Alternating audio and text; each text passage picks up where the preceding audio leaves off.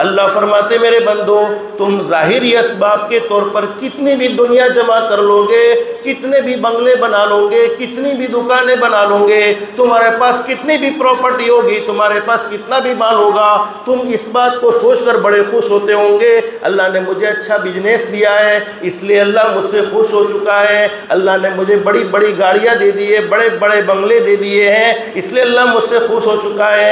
बड़ी गाड़ी का मिल जाना, बड़े बंगले का मिल जाना, अच्छे बिजनेस का होना, अच्छी तिजारत का होना, ये अल्लाह के खुश होने की निशानी बोलो नहीं है। कुरान करीम में अल्लाह रब्बुल आलमीन फरमाते हैं फलम्मा नसू मा ज़ुकिरू में अपनी मर्जी से कोई बात नहीं है, सारी बातें कुरान करीम से।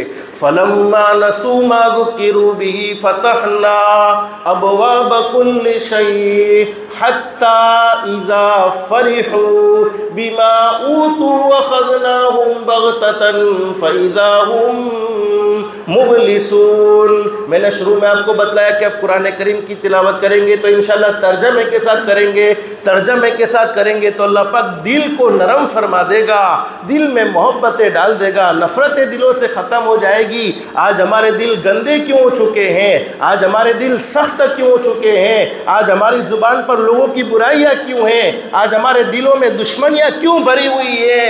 इसलिए कि हमने अल्लाह के कुरान को बोलो समझा नहीं है, अल्लाह के पैगाम को समझा नहीं है कि अल्लाह के कुरान ने हमें क्या खूबसूरत पैगाम दिया है।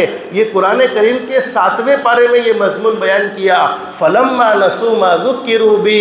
अल्लाह फरमाते वो लोग जो दुनिया की ज़िंदगी में मुझे भूल जाते हैं, अपनी मनमानी ज़िंदगी गुजारते हैं, हय्या अलल सलाह हय्या अलल फलाह की सदाओं को सुनने के बावजूद उनके कदम मस्जिद की तरफ नहीं उठते हैं, अस्सलातु खैरुम मिनन नौम की सदाओं को सुनने के बावजूद, इतने मुसलमानों पर परेशानियों के हालात सुनने के बावजूद उनकी नींद ख़त्म नहीं होती है। अल्लाह फरमाते हैं जो लोग दुनिया में मुझे भूल जाते हैं, अपनी मनमानी ज़िंदगी गुजारते हैं, बिजनेस अपनी मर्ज़ी का, नमाज का अदा करना अपनी मर्ज़ी का, किसके बारे में क्या बात कहनी अपनी मर्जी से, किसके बारे में क्या सोचना अपनी मर्जी से, यानी दुनिया की ज़िंदगी अल्लाह को नाराज़ करने में गुजरती है, अल्लाह के अहकाम को छोड़कर ज़िंदगी गुजारती है। नतीजा क्या होता है? फतहना अबवाब कुल्ली शै।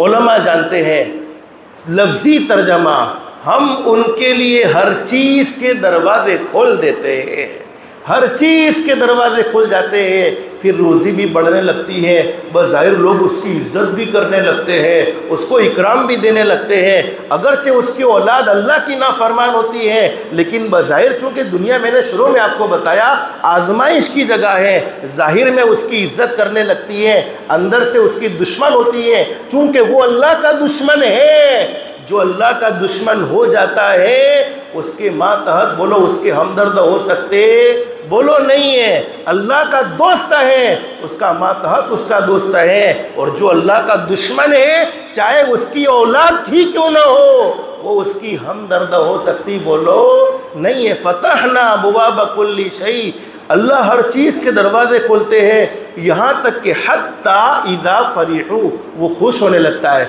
अपराधी तो अल्लाह बहुत खुश है। जो ने मुझे एक आदमी ने अभी कहा कि मुल्सा वो नमाज नहीं पढ़तो तो भी जे मांगू छुए मળી જાય છે, जे सोचूँ छुए मળી જાય છે, तो મને તો એવું લાગે છે કે अल्लाह મારાથી બહુ खुश છે। मैं क्या अल्लाह खुश तो है, 100% खुश है, चूँकि उम्मीद दिलानी चाहिए, लेकिन ये अल्लाह पाक ढील देते हैं, फरमा बरदार की पकड़ फ़ौरन कर लेते हैं। फरमा बरदार होता है, अल्लाह को उससे मोहब्बत होती है। इस पर मैं उलमा की मौजूदगी में एक मसला बतलाऊँ। आपको मालूम है नमाज़ों की कज़ा का एक मसला है।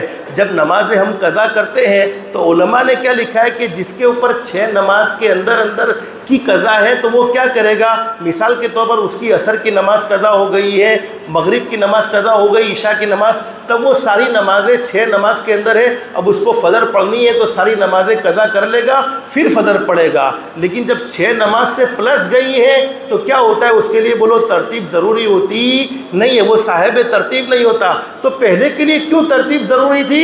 इसलिए कि वो अल्लाह के करीब था, अल्लाह के करीब होता है तो तरतीब ज़रूरी थी, लेकिन अल्लाह से दूरी हो गई तो बोलो तरतीब ज़रूरी रही नहीं। तो मेरे प्यारो, जब अल्लाह पाक को नाराज़ किया जाता है, हत्ता इज़ा फरिहू, वो खुश होता है, अल्लाह मुझसे बहुत खुश है, लेकिन कुरान करीम का ऐलान फ़अख़ज़नाहुम बग़ततन फ़इज़ा हुम मुब्लिसून।